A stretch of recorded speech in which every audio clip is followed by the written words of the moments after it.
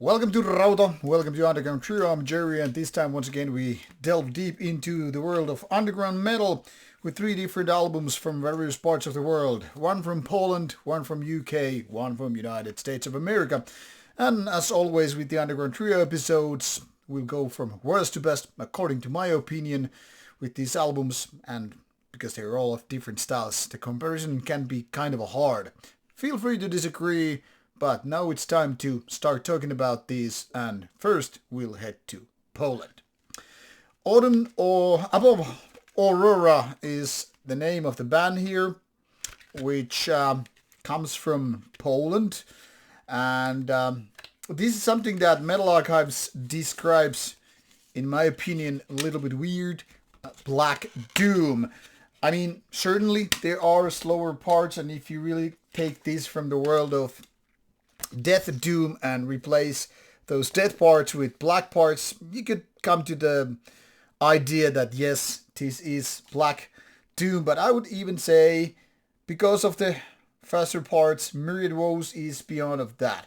That is certainly with the Doomier parts present, you could say that it's partly that, but let's just call it more like third wave of black metal. In case that is too confusing genre for you or you feel to disagree, modern black metal will do it just fine. Why modern? Because this has very, very little to do with the 80s style of black metal and quite little to do with the 90s black metal too. This is to say, this is more about the modern ways of certain bands, say Mgwa, which is very much on the crossroads of second wave and third wave of black metal, if you ask me. Now, once again, of course, everybody has their own opinion, and even their owns got to say something about what counts as second wave black metal, what counts something newer, or even post black metal. And certainly there are elements that you could just put this into those various boxes. Doesn't really matter. What matters is that this music is definitely kind of a following the footsteps of Mgwa and the like. And the like, I mean, there are other bands that have taken those steps too, but it seems like, much like with Burzum, none of these bands that are like, hey, are we gonna play that kind of music too, are not able to follow and figure out the magic. That is to say, while they certainly have certain understanding what this magic of Mgwa is like, what made them popular among other things, none of these bands are able to capture the same magic again and do similar kind of stuff, even if they try so hard. Above Aurora is no exception. There are parts where you just feel like, yes, they have the potential and all that, but it fails in a couple of ways. First of all, the production is not exactly raw, but it's crude. Not exactly beautiful, but it's not very primitive either. So it goes in the middle of the road without actually sounding powerful. And that alone subtracts some of the momentum there might have been. The other thing is, where are all the good riffs? Where are the all magnificent songs, which MGLA, or MGLA, like some people like to say, they are doing? So this sounds like a not direct copycat, but similar artist which fails to take these important details into account and make them useful. So definitely, while this goes to the same audience as Mgwa, I still think that this is too much work in progress in order to challenge that band even one bit. So it's kind of a somewhere along the lines of third wave black metal, post black metal, modern black metal, along those words, along those genres, but not really doing anything captivating. Certain moments are good, but overall is a little bit like not there yet. Which puts us into the band number 2, Slimelord. If I'm not incorrect here, this one is from UK, and they have been also labeled as Doom Death. Now, when I was listening to this album, and without checking the official subgenre, what there is on Metal Archive site, I really wasn't thinking of Doom Death, because when I'm thinking of Doom Death, I'm thinking more like bands such as Winter, My Dying Bride, Early Anathema, things like that, which definitely have the elements of Doom, blending into the world of death metal. Early Paradise Lost as well. So a lot of British things to do that.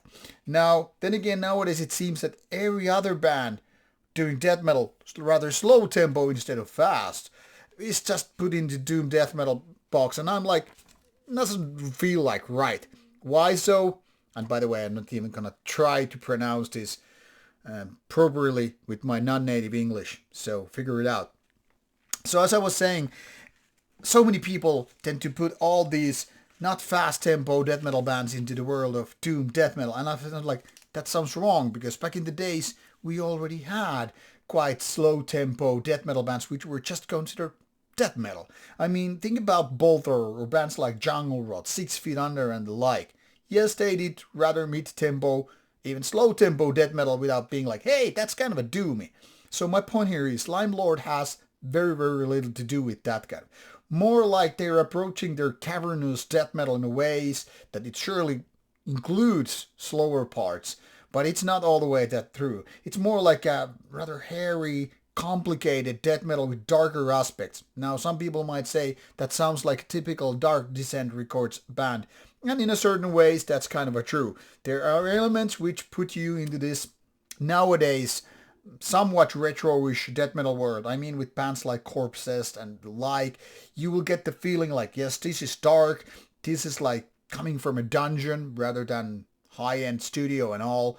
And yes, they are playing complex riffs which are kind of putting in your hairy situation. Your brain is trying to figure out what is this riff, why this is so complex, why this is not simplistic or trashy or energetic. So it's kind of a complex, multifaceted things which are not exactly tech death, but definitely the kind of antithesis to bands which just go simple, fast and easy. Think like Obituary and the like. This is like, no way, Jose, we're going to a different direction. But I would still say this is, in my opinion, old school death metal, even though some would say with a modern touch. But this cavernous soundscape is something that can't really like, put you into the world of, say, more modern death metal. This has no grindy elements, but going it as death doom is also, in my opinion, rather misleading. Let's just say if you're in for a old school treatment, but with a little bit more complex riffing and very, very dark cavernous feeling, this is your cup of tea. So, an interesting release, but hard to get into. And then, finally, we'll head to Los Angeles with this death metal band, which is also, curious enough, labeled somewhere as death doom. Once again, in my opinion, misleading. Civerous with Maze Envy. By the way, what a weird title. I mean, who is envious of getting a maze? Unless it's a Morbid Angel reference, like Maze of Torment. Jokes aside, this comes with a cover that is indeed showing you a maze. And what kind of a maze it is. It's, once again, very, very dark, death metallic things. Kind of a sibling to what I just described with Slimelord, but not so complex in terms of riffing. Maybe more groovy. There are faster parts and all that, but let's not really call it fast death metal. Once again, this is more like taking back to the 80s or maybe early 90s in the terms of mood and all. And as such, the dark death metal is doing pretty much things in the right order, the right way. Now, the vocals are basically divided into two camps. First of all, there's this classic dark, strong roll parts, and then there's this less effective shriek vocals, which is more a black metal reminiscent, and as such, in my opinion, pales in comparison. Don't get me wrong, as a black metal fan, as much as I'm death metal fan, I would say black metal vocals are good in their own territory, but in this fight, they get the second position. I'm saying that the growl vocals are the leading thing here, and those raspy ones or shrieky ones, whatever you want to call it, are definitely more like a side gimmick thing. This is just my opinion, however, of course, feel free to disagree. So of all these three, I would say this one is the most effective album. Why so? Because the songwriting is clearly more approachable, maybe even simplistic, but it's also more charming, more captivating, if you will. Not exactly the most memorable album out there. This is more like treating you the old school ways, as in my opinion is supposed to do the death metal thing. But still, this is also lacking the so-called hit songs or the captivating, very memorable songs. I mean, think about like Hammer Smashed Face and the like. Of course, this is not so much into the brutal territory, and this is more of the mid and slow tempo parts, but still, let's being said that there are so many death metal hit songs which everybody knows who have ever been listening to death metal, and unfortunately this album doesn't really have them. Now, whether that is a big sin or not is obviously up, of course, up to each individual listener. Some might think, yeah, it's a big problem. Some might think, I don't care, I just want brutality, darkness, and mazes.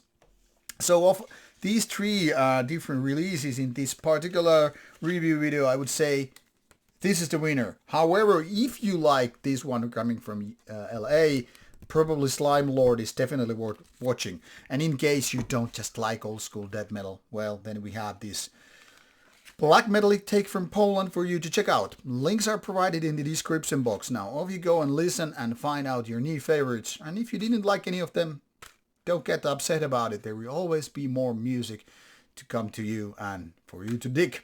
So off you go. Thanks for watching, and should you have questions or comments, let me know in the comments box and below. Bye bye.